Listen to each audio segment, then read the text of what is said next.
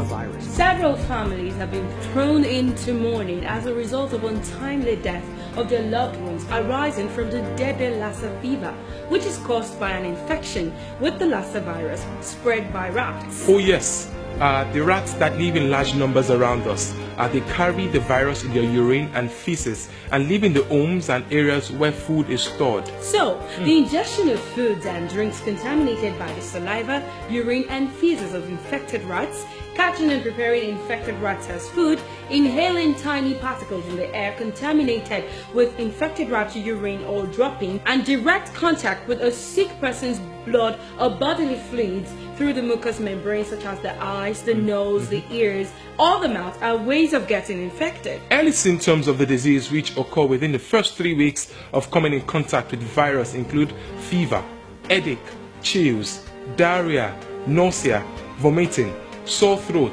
backache and joint pains.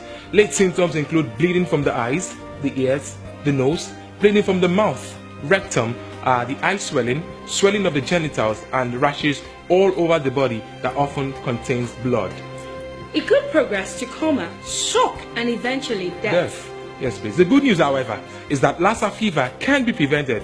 Oh yes, early detection and diagnosis greatly aids treatment, preventable death, and curtails further spread of the virus. We should know, however, that preventing Lassa fever in the community is first about preventing the source, and that is why it's important to observe good personal hygiene by keeping our houses clean and the environment as well, so as to discourage rodents from entering our homes. Some more measures that can be put in place is to avoid contact between rats and human beings by blocking out all rat hideouts. Options of fumigation can also be looked at for some bushy environments. Absolutely. Please ensure you dispose your waste properly and clean the environment so that the rats are not attracted.